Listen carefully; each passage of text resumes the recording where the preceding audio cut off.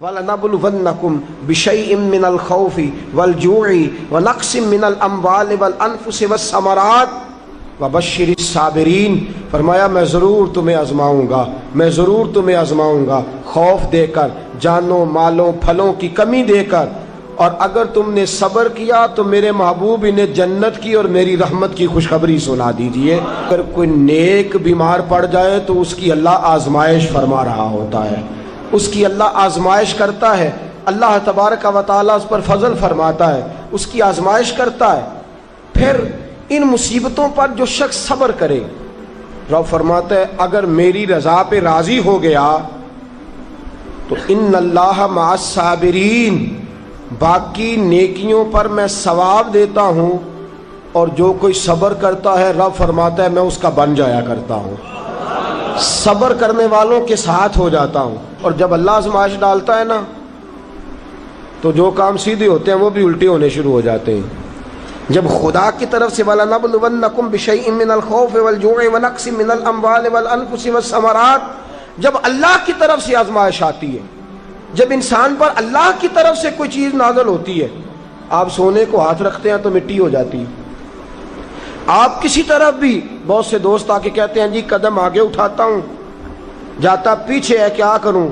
تو میں اکثر عرض کرتا ہوں کہ تھوڑے دن قدم اٹھانا ہی چھوڑ دیں۔ کیا کریں؟ بیٹھ کے اللہ اللہ کریں، صبر کریں، دعا کریں۔ کچھ وقت انسان پر ایسا ہوتا ہے، تلک الایام نداولھا بین الناس، جو اللہ نے انسان کے دن بدل کے رکھنے ہوتے ہیں، کچھ وقت ایسا ہو، پھر ایک وقت آتا ہے کہ وہی انسان مٹی میں ہاتھ رکھتا ہے تو اللہ اسے سونا بنا دیتا ہے۔ رب آزمائش کرتا ہے، رب آزماتا ہے۔ جو لوگ مصیبتوں پر صبر کرتے ہیں، جو لوگ مصیبتوں پر صبر کرتے ہیں، سید عالم نور مجسم شفیع معظم صلی اللہ تعالی علیہ وسلم نے فرمایا، رب فرماتا ہے ایک بندہ اللہ کی بارگاہ میں کھڑا ہوا، قیامت کا دن ہے، فرشتے نامہ اعمال کھولنے لگے۔ اللہ نے فرمایا فرشتوں تمہیں پتہ ہے میں نے اسے دنیا میں بڑے دکھ دیے تھے، اس پر بڑی آزمائشیں آئی تھیں، اس نے زندگی بڑی تکلیف میں گزاری تھی، تمہیں خبر ہے؟ یا اللہ ہم جانتے ہیں، بڑا صابر ہے، بڑا صابر ہے، اس نے صبر کے ساتھ وقت گزارا، صبر کے ساتھ اپنے اوقات کو طے کیا۔ رب فرماتا ہے جو اتنا صبر کرے میں اس کا نامہ اعمال ٹٹولوں، اس کا نامہ اعمال کھولتے ہوئے مجھے شرم آ رہی ہے، سارا کچھ لپیٹ دو اور بغیر حساب کتاب اسے جنت میں داخل کر دو۔ یہ صبر کرنے والا ہے، یہ صبر کرنے والا ہے۔ بڑی خوبصورت حدیث، بڑی، بخاری شریف میں موجود ہے۔ بخاری شریف کی یہ حدیث ایسی ہے جسے میں جب بھی پڑھتا ہوں میں چوم لیتا ہوں۔ حدیث کیا ہے؟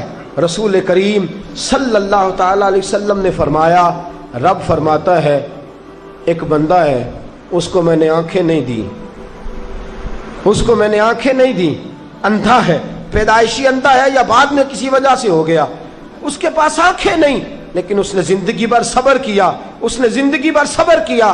صبح قیامت وہ کھڑا ہوا تو رب کریم نے فرشتوں سے فرمایا، فرشتوں اس کو میں نے آنکھیں نہیں دی، بیچارہ نہ بیٹی دیکھ سکا، نہ بیٹا، نہ باپ دیکھ سکا، نہ ماں، یہ کوئی دنیا کا نظارہ نہیں کر سکا، تم بتاؤ اس کا اجر کیا ہے؟ فرشتے کہتے ہیں مولا جنت کا اعلیٰ درجہ دے دے، اللہ اسے بے حساب بخش دے۔ تو رب فرماتے اس نے ساری زندگی بغیر آنکھوں کے صبر کیا ہے، اسے صرف جنت نہیں ملے گی بلکہ آج اسے اس کا رب اپنا دیدار بھی کرائے گا۔ فرمایا قیامت میں لوگ جنت کے نظارے کریں گے اور یہ اللہ کا دیدار کرے گا، اس کو رب کریم کے جلوے دکھائے جائیں گے، اس لیے کہ یہ صابر رہا۔ اور میرے اعلیٰ حضرت فاضل بریلوی رحمۃ اللہ علیہ فرماتے ہیں جو صابر ہوتا ہے نا، توجہ ہے آپ کی، میری بات کی سمجھ آ رہی ہے؟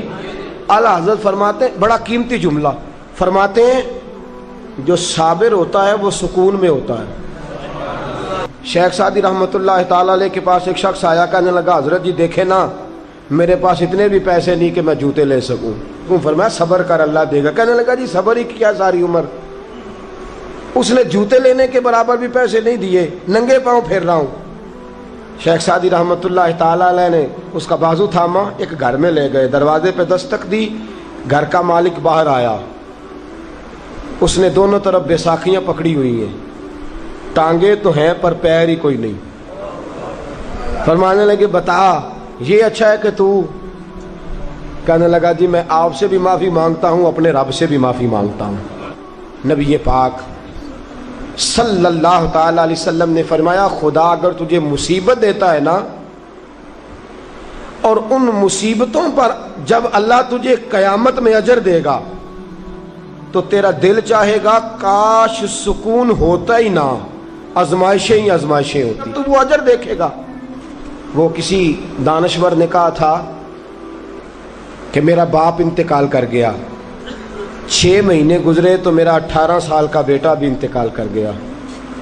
کہنے لگے میں نے اپنے 80 سال کے باپ کا جنازہ اٹھایا تو میری کمر نہیں جھکی، لیکن جب 18 سال کے بیٹے کا جنازہ اٹھانے لگا تو میری کمر جھک گئی، اور رو کے کہنے لگا لوگوں باپ کا جنازہ پڑھنا آسان ہے، دعا کرو کسی کو بیٹے کا جنازہ نہ پڑھنا پڑ جائے، بڑا مشکل کام ہے، بڑا کٹھن مرحلہ ہے۔ حضرت ابو ہریرہ رضی اللہ تعالیٰ عنہ فرماتے ہیں اللہ کے محبوب صلی اللہ تعالیٰ علیہ وآلہ وسلم کے صاحبزادے جناب ابراہیم علیہ السلام فرماتے ہیں حضور کے صاحبزادے آپ رات کو جب ان کی ولادت ہوئی تو نبی کریم علیہ السلام ہمارے درمیان آئے۔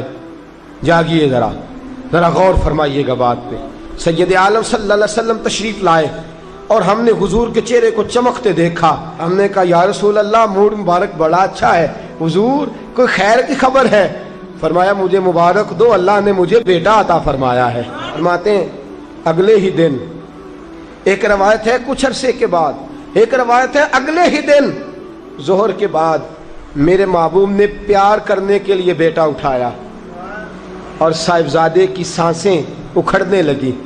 رسول پاک کے صاحبزادے نبی پاک کے مقدس ہاتھوں میں سانسیں اکھڑ رہی ہیں، حضور کے دستے مبارک میں صاحبزادے نے وصال کر دیا۔ آنکھیں بند کی تو نبی کریم کی مقدس آنکھوں میں آنسو آئے۔ رات خوشی تھی، رات حضور مبارکیں وصول کر رہے تھے، رات مسکرا رہے تھے، ایک ہی تو رات گزری ہے، 24 ہی تو گھنٹے ہوئے ہیں، آنکھوں میں آنسو بھر آئے ہیں۔ حضرت عبداللہ ابن عمر رضی اللہ تعالیٰ عنہ عرض کرتے ہیں یا رسول اللہ آپ رو رہے ہیں؟ حضور صاحبزادے کا انتقال ہوا تو رو رہے ہیں؟ نبی رحمت صلی اللہ تعالیٰ علیہ وسلم نے فرمایا عبداللہ دل میرا غمزدہ ہے، آنکھوں میں آنسو ہیں، پر میں اپنی زبان سے وہی جملے کہوں گا جس سے میرا اللہ راضی ہوگا، میں کوئی بے صبری والی بات نہیں کروں گا۔ اور یاد رکھیے مصیبتیں اللہ کے پیاروں پر آتی ہیں۔ 500 سال فرعون نے دعویٰ خدائی کیا ہے معاذ اللہ، 300 سال فرعون کا حال یہ تھا کہ ننگے پاؤں کانٹوں پہ چلتا تھا اور اس کے پیر میں کانٹا بھی نہیں چبھتا تھا۔